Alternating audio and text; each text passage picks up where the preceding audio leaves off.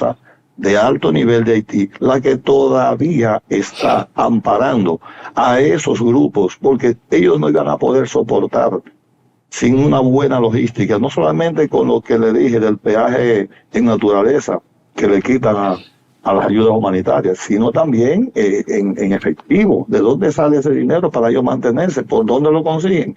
Directamente de ahí. Por eso es un tema muy complejo, que solamente la solución a mediano o largo plazo que se vislumbra es necesariamente una intervención más fuerte, con una persona gobernando y con el apoyo de un brazo militar fuerte ahí dentro que mantenga eso en orden, hasta ir erradicando a esos grupos, no controlándolo, erradicándolos. ¿Qué pasaría si terminaran asesinando al líder de ellos, a Barbecue? A GB Cherry Barbecue.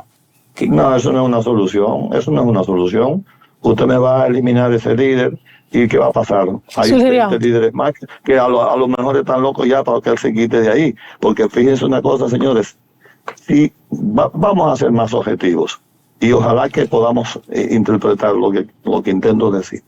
Ustedes no se están dando cuenta que, por ejemplo, en el caso de Israel, o en el caso de Irán, con la muerte del presidente de Irán, que en un helicóptero, o por lo menos la caída del de Siria, ha habido un grado de inteligencia tan preciso para poder eliminar los principales líderes, sobre todo lo de Hamas. ¿De dónde se ha conseguido una inteligencia tan exacta como para caerle encima a un líder desde altura de 30.000, 40.000 pies de un dron y eliminarlos? Y estamos hablando de una persona de quinta categoría como líder, comparado con la gente de Medio Oriente. Usted me va a decir que no hay un servicio de inteligencia más grande que el de Israel, que es Estados Unidos, para poder identificar todas esas células y en un plazo no mayor de 5 o 6 meses, acorralarlos y erradicarlos. Eso es un asunto de voluntad de los líderes. Voluntad que no hay ahora, no la hay todavía. Y ese líder que ustedes están viendo ahí tiene en parte el apoyo de un liderazgo internacional que necesita que esté ahí por el momento para ejercer ese tipo de presión en lo que se logran otros objetivos. Vicealmirante, el presidente de la República Dominicana, Luis Rodolfo Abinader, pues en coordinación con Migración y otras entidades, iniciaron el gran plan de deportación masiva de nacionales indocumentados, tanto haitianos como de otros países. ¿Usted cree que en el caso de Haití ha surgido su efecto, este plan? Ese plan, por un lado, las publicaciones que tenemos es de 174.000 y que van 10.000 semanal. Eso es lo que yo veo que se publica. Ahora, lo que está viendo la población, lo que siente la población, es que realmente eso no se compadece con la realidad. ¿Hay un control militar en la frontera? Sí lo hay. ¿Hay presencia militar efectiva en la frontera con líderes militares muy competentes? Sí lo hay, pero las migraciones han seguido. O sea, eso no es un asunto que hay que venir de otro lado para verlo. Han seguido. Entonces, ahora mismo, yo entiendo que la política del presidente Abinader debe estar atenta al 20 de enero. Tiene que estar atento a ese discurso del 20 de enero para que pueda entonces reorientar su política. Porque él ha hecho los esfuerzos, no vamos a ser mezquinos. En los foros internacionales se ha expresado muy fuerte, demostró voluntad política, designando inclusive a un vicealmirante, amigo nuestro, que es muy capaz, muy capaz. Pero el país está lleno de haitianos. Pero el país, bueno, entonces me está dando la razón. Sin embargo, ¿qué estamos viendo? Que todavía usted dice, bueno, lo están sacando, pero yo lo estoy viendo que caminan en la calle. Así es. Y se fueron 50. Y de los 50 usted le pone una marquita en la frente, como le pusieron a Caín. Y usted le pone una marquita en la frente y a la semana vuelve y lo ve ahí de nuevo. O sea que yo creo que debemos ser conservadores y esperar al 20 de enero a ver cuál es la postura. Y debe ser inclusive un discurso que con respecto a la República Dominicana debe ser coherente. Porque si un eje temático de Donald Trump fue el tema de la migración odiosa y terrible que hay que eliminar, y designó un embajador, que es una buena muestra de que las cosas van a ir bien, pues entonces, si él tiene esta política migratoria tan férrea, se supone que a nosotros vamos a recibir esa misma ayuda para hacer lo propio aquí. Cuando usted habla de que anunciamos, por ejemplo, desde el gobierno que iban a deportar 10,000 ciudadanos haitianos o ciudadanos en situación irregular en la República Dominicana, que sabemos que la gran mayoría, el 99.5%, son ciudadanos haitianos y que siguen ingresando a través de la frontera. Usted habla de que hay militares altamente calificados en la frontera, pero la frontera sigue siendo una ventana abierta, una gran avenida para el ingreso de centenares de ciudadanos haitianos hacia territorio dominicano. Entonces, ¿qué es lo que permite ese ingreso? Hay quienes dicen que opera una gran mafia integrada por militares, algunos de alto rango, y ciudadanos dominicanos que son los que manejan el tráfico de indocumentados haitianos. Uno no podría entenderlo de otra manera. Sí, pero mire, en todas partes del mundo las fronteras siempre han sido antros de corrupción. La frontera de México con Estados Unidos, eso es una mafia permanente. Todas las fronteras crean, es una dinámica entre negocio, comercio, modus vivendi, pero también siempre van a existir esas mafias. Eso no puede descartarse nunca. Ahora bien, una cosa es eso y otra cosa es que hemos estado comentando varias veces, reiteradas ocasiones, que hubo un festín con el tema de las visas, sobre todo de las famosas visas de estudiantes. Pedimos inclusive en una ocasión que se publicara cuántas visas se habían dado, y fue algo escandaloso. Estamos hablando de 120,000 visas se estaban dando y 130,000 visas. En un mes se estaban dando hasta 30,000 visas. Entonces, esa corrupción que había por ahí con esos cónsules, ese festival, usted está viendo muchos haitianos, pero lo está viendo que andan libremente. Usted lo para y le dice, mira, yo tengo una visa. Y el operativo de inmigración lo para y dice, no, yo tengo una visa. Esas son cosas que hay que mantenerlas bien atentos, porque cuando esas visas se venzan, hay que darle cumplimiento. Pero no podemos desconocer que hubo un festival muy alegre de muchas visas. Y esas presencias que usted está viendo ahí, independientemente de que no descarto lo que usted dice de la frontera, pero también hubo un exceso en las visas, y hay muchos de ellos que tienen su estatus aquí temporalmente legal. Teniendo nosotros esta permisidad, vicealmirante, en nuestra frontera, ¿qué tan seguros estamos nosotros de que esas bandas no intenten penetrar a nuestro territorio dominicano también a cometer sus hechos ilícitos? Bueno, usted acaba de ver que recientemente capturaron aquí un jefe fuerte de una de esas bandas. Eso lo publicaron los periódicos, no le está diciendo el almirante Félix Roa. Usted lo vio que lo publicaron, lo capturaron aquí. Pues incluso lo cruzaron para aquel lado y en cuestiones de minutos ya la población lo había quemado vivo. Eso significa que sí, que habían vulnerado eso. Incluso llegaron a haber informaciones de que en el 2022 y el 2023, a finales del 23, muchos de ellos consiguieron visa como estudiantes para poder entrar al país. Y están aquí de una manera mansa, tranquila, buscando la manera de sobrevivir aquí. Eso yo no lo dudo, no lo descarto, pero tampoco descarto que los servicios de inteligencia militares dominicanos estén activamente detrás de eso, porque ellos saben perfectamente el peligro que representa para la República Dominicana la presencia de ellos. No así con los haitianos comunes, que es un tema de sobrevivencia o supervivencia, que la misma ACNUR ha calificado como grandes calificados para refugio, porque acuérdese que si la ACNUR los analiza uno por uno de los que están aquí, calificarían.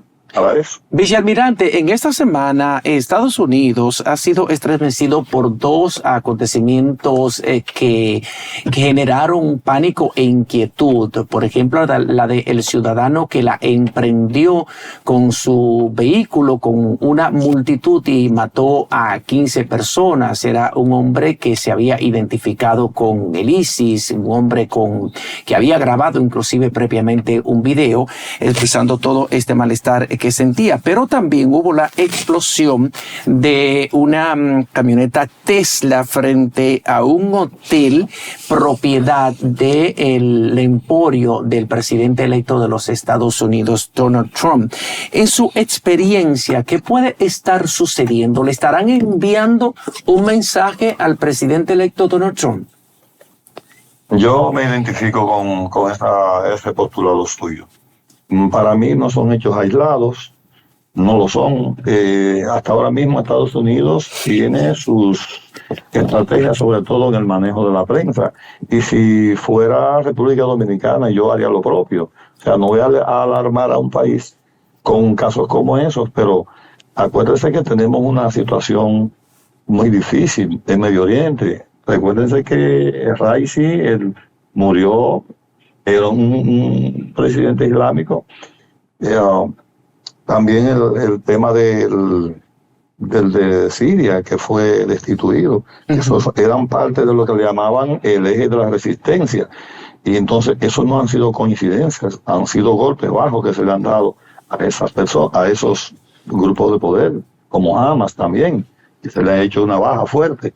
Y eso puede ser que haya sido mecanismo también de presión para que Estados Unidos acepte poner en su agenda el tema palestino, porque si el ataque que se le hizo a Israel a través de ese grupo Hamas era precisamente uno de los principales propósitos de ese grupo, era ese, que se volviera a poner en el tapete otra vez el tema de Palestina, que había sido olvidado. Entonces yo no dudo que el asunto anda por ahí.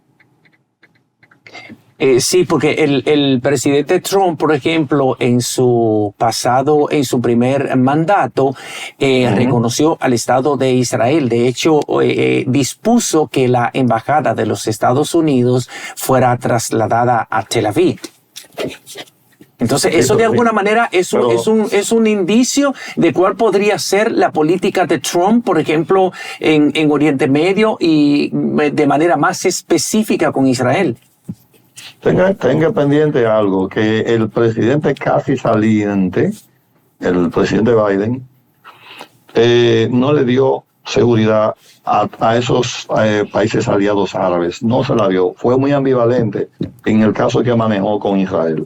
Recuérdese que por un lado le dio apoyo económico y le dio suficientes fondos y armas, pero por otro lado le decía al mismo líder de Israel, le decía, usted no puede llevarse de lo que nosotros nos llevamos en el 11 de septiembre, que la rabia que nos arropó, pudimos conseguir el objetivo de quitárnosla, pero también esa rabia nos hizo cometer errores. O sea, usted debe tener eso en cuenta. Por un lado le dijo, aquí tienes armas, tienes dinero, pero yo creo que también te estás excediendo.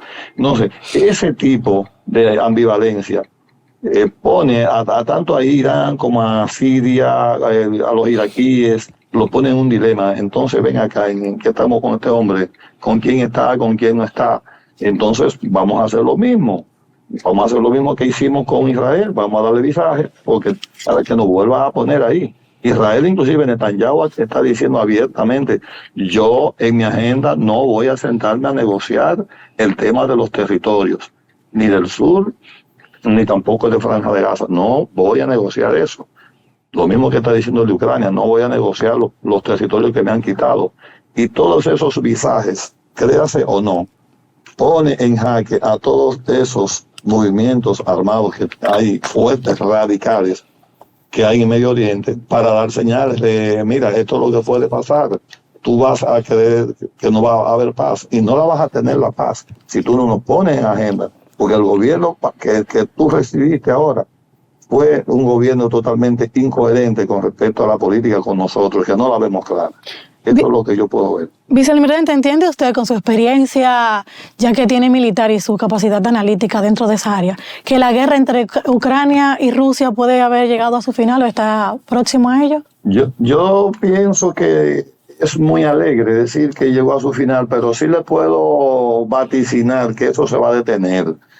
Eso se va a detener porque en la agenda de Donald Trump, acuérdese, vuelvo otra vez con la palabra, el eje temático que tuvo parte de migración fue: voy a detener la guerra.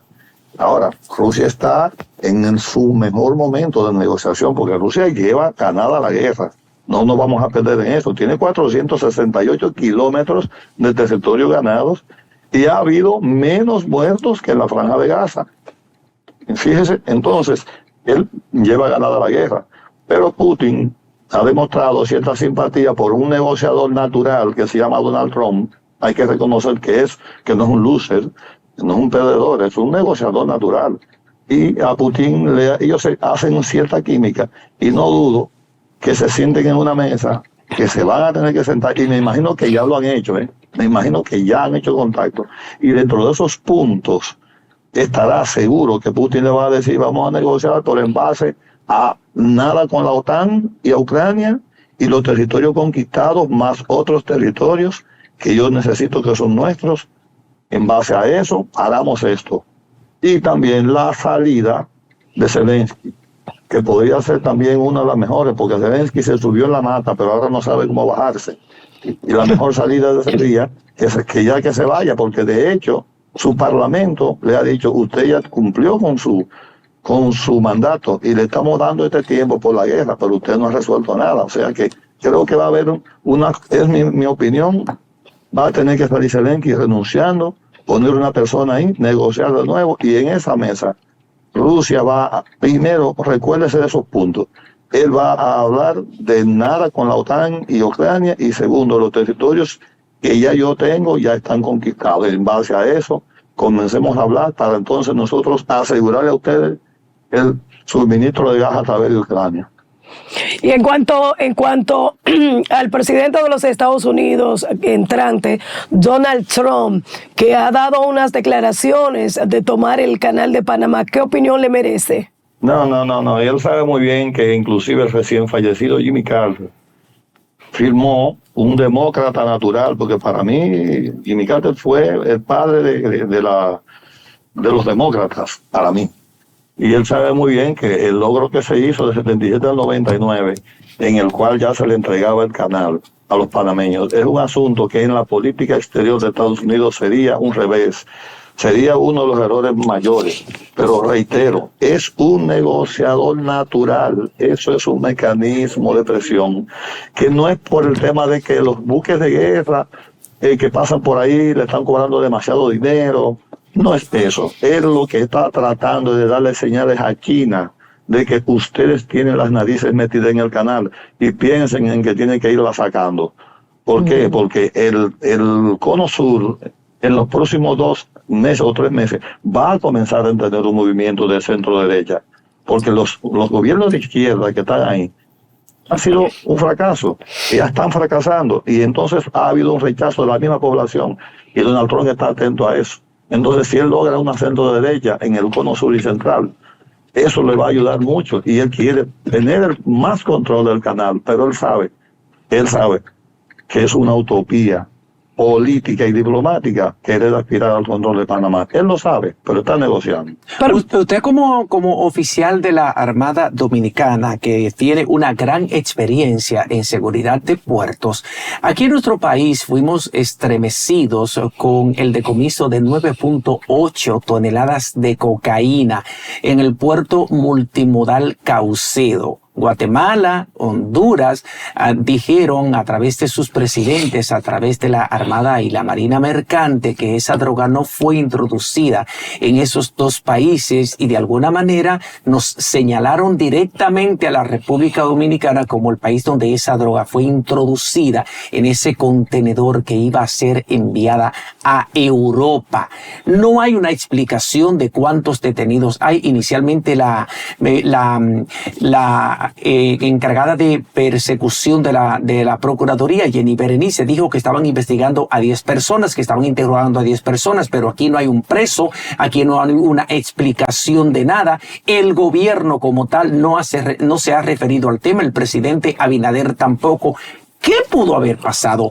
¿Cómo pudo ser armada una logística para manejar 9.8 toneladas de drogas? Bueno, como dice el refrán, por parte. Mire, en las operaciones portuarias hay demasiado por donde cortar. Los controles portuarios ha sido uno de mis oficios en los últimos años, controles portuarios. Le voy a decir un dato. Mire, cada contenedor tiene una numeración. Esa numeración es el acta de nacimiento de ese contenedor, y en el mundo no, de los millones y millones de contenedores que hay, no hay dos con ese mismo número. Igual que usted con su número de cédula, no hay dos en el mundo con el número de cédula suya. Uh-huh. Entonces, cuando un contenedor sale de un puerto, son 4 requisitos indispensables que se ponen para que no haya problema. Primero, ese contenedor tiene que tener su número claro. Ese número se lleva a un documento que es el Bill of Lading, o lo que le llaman el BL. Uh-huh. Ese documento de embarque, pero también se le pone un cintillo de seguridad. Y a ese cintillo de seguridad, el dueño de la mercancía, si desea, puede ponerle otro cintillo que él paga como un seguro de garantía. Pero el primer cintillo que se le pone, el primer sello, el primer candado que se le lo pone la autoridad del puerto. Y ese número está en esa acta.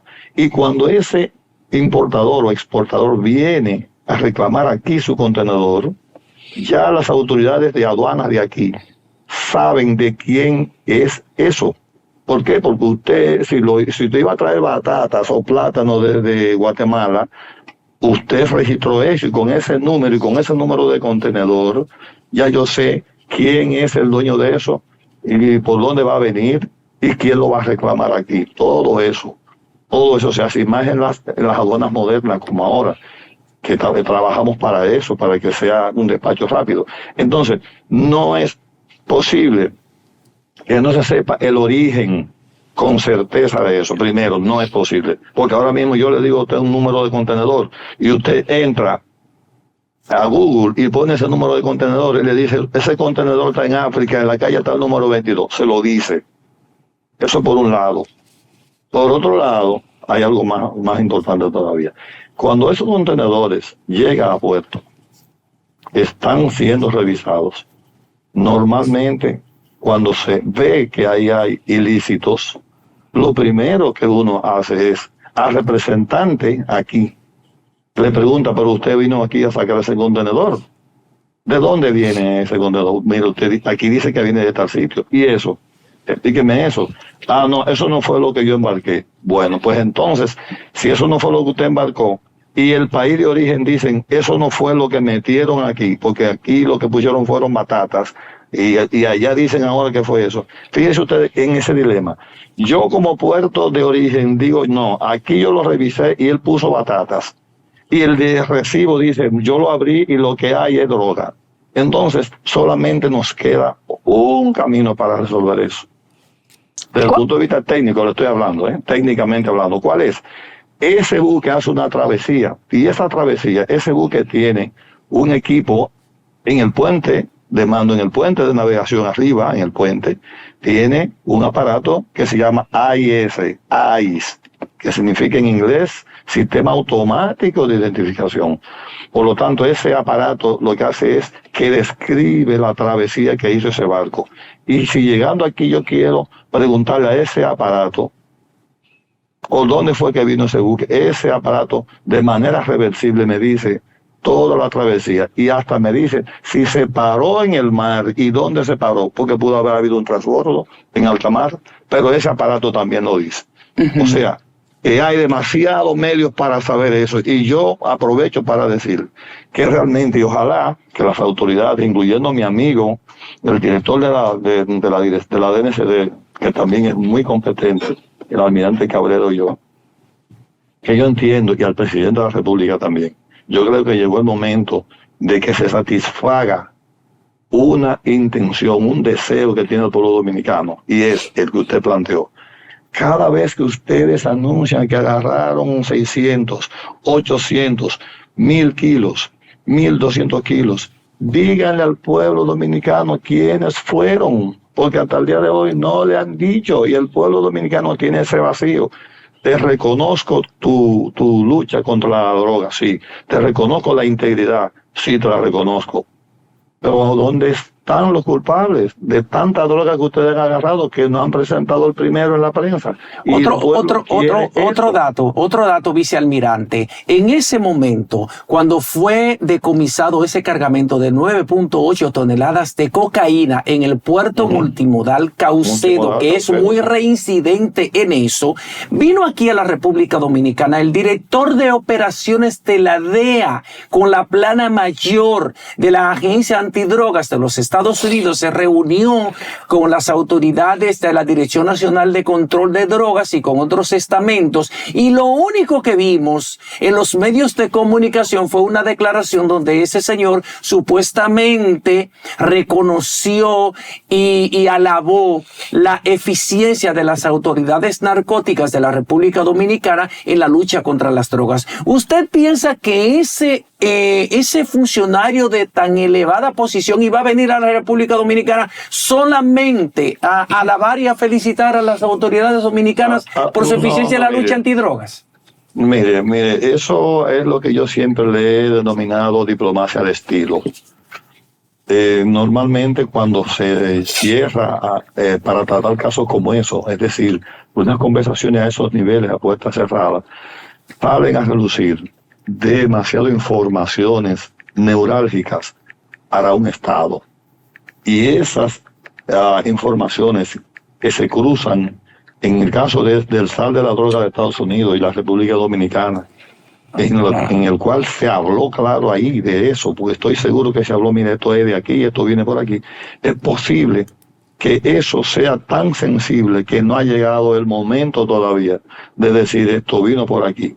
¿Por qué? Porque el Estado es muy complejo de manejar y no necesariamente se debe decir inmediatamente, mire, todo fue por eso, porque el impacto que pudiera causar fuera catastrófico. Para mí es como, le voy a poner como un ejemplo que para que la audiencia pueda entenderlo. Es como si yo fuera médico y entro a la sala de operaciones, el paciente se me murió, pero yo tengo la familia afuera esperando. Y cuando salgo, lo primero que me preguntan es, ¿cómo está? Dígame algo. Yo lo más que le digo, estamos tratando de ver si lo mantenemos vivo. Denme tiempo, pero estamos en eso. Yo lo veo así. Eso para que se más o menos se entienda. Pero realmente yo estoy prácticamente seguro de que ya el origen de eso ya es sabido. Técnicamente hablando, vicealmirante, ¿cómo se manejan 9.8 toneladas de cocaínas en un puerto como este? ¿Cómo se maneja? No entiendo la pregunta. El transbordo, por ejemplo, de un contenedor a otro, de un barco a otro, porque usted sabe que el puerto multimodal Caucedo opera como un puerto de transbordo. Hay pequeños barcos que llegan aquí de otros países, traen unos furgones, entonces los trasladan a otros barcos mucho más grandes, por ejemplo, que llegan a otros puntos, como Europa. Es la manipulación, vicealmirante. ¿Cómo se manipula tantas drogas? Sí, pero es que el término, permítame corregirle el término porque sé que realmente es un término muy técnico. La palabra no es transbordo, porque Multimodal Caucedo, que es uno de los puertos más eficientes, donde yo inclusive trabajé por casi 4 años en operaciones precisamente de esos controles, sí le puedo decir, mire, no es transbordo, es un puerto de acopio, es decir, un barco viene con 500 contenedores, deja 300 aquí, sigue su travesía, de esos 300 viene un barco más pequeño, coge 100 y se lo lleva a Puerto Rico, el otro viene y coge 50, se lo lleva a Jamaica, es para transbordarlo Entonces, pero no es la mercancía, es el mismo contenedor. A mí en lo particular lo que me luce es que pudo haber habido un transbordo en alta mar. Es lo que a mí me luce. Abarloarse, o sea, pegarse un barco a otro en alta mar, puede haber sido, se pegó un barco a otro en alta mar, entonces cambiaron y, ¿por qué no? Falsificando sellos. Puede haber sido que falsificaron el sello. ¿Qué sello tiene puesto? 221410. Dame uno 221410 porque es parte de una operación de mucho dinero, de miles de millones de pesos, y eso puede ser posible, todo eso. A mí en lo particular, en mi poca experiencia en el área, yo lo más que puedo decir es que puede haber sido un transbordo, pero no creo que Multimodal Caucedo, con tantas cámaras y tantos controles que dejamos ahí, porque yo estuve hasta reciente ahí, hasta finales hasta el inicio de este gobierno, y dejamos controles que todo lo que se mueven ahí en cámara se ve, y hay un centro de monitoreo inmensamente grande y 24 horas. O sea que un contenedor, no es verdad que en cámara yo me voy a poner a abrir un contenedor, sacar esa mercancía, ahora ponme esta. Eso es una utopía operacional, eso no es posible. Lo que se hizo fue con ese mismo contenedor desde el origen, sin cambiar de contenedor, porque había que cambiar demasiados documentos y iba a dejar demasiados rastros. Eso tiene que haber sido para mí un transbordo. Con respecto a la posición del presidente Luis Abinader en relación a este decomiso de cocaína, esa posición que ha tenido el presidente, ¿qué opinión le merece a usted? Bueno, en ese sentido yo le voy a decir algo. El presidente Abinader ha demostrado, y les reitero, no se puede ser mezquino. Ha demostrado una lucha frontal contra las drogas. Incluso el joven oficial que está dirigiendo la dirección de drogas tiene experiencia en el asunto, pero yo lo conozco en su formación académica, es una persona muy íntegro. Yo pienso que sí, o sea, el presidente Abinader sí ha estado trabajando muy de frente con eso. Una cosa es que el presidente Abinader esté diciendo de frente, como lo está haciendo por ejemplo con la policía, que va toda la semana y se presenta en el Palacio para dar visajes de que estoy aquí, que yo quiero seguridad ciudadana. Y otra cosa es lo que están haciendo los policías en la calle, lo que está haciendo la ciudadanía. O sea, otra cosa es lo que está haciendo un barco en alta mar. Porque díganme, ¿ustedes cómo le decimos al presidente? ¿Usted tiene que ver con eso? No, ya yo le dije a ustedes parte de los mecanismos técnicos, que hay más, de mecanismos técnicos para averiguar eso en menos de una semana. Sí, y estoy seguro que ya eso se sabe, que seguramente ya eso se sabe por dónde anda. Ahora vamos a ver cuál será la posición final de un presidente, yo me imagino yo sentado en esa silla, diciendo, oye, pero ¿y es esto lo que ustedes me han traído aquí? Espérense, denme tiempo con eso. Yo me imagino eso yo. Bueno, le agradecemos inmensamente su comparecencia. Gracias por recibir nuestra llamada, vicealmirante Luis Félix Roa. Queremos tenerlo como una fuente permanente de consulta para el análisis de temas militares y de geopolítica internacional. Queremos contar con su colaboración aquí en Matutinos Mundo. Por hoy, muchísimas gracias por haber recibido nuestra llamada. Bueno, bendiciones para todos.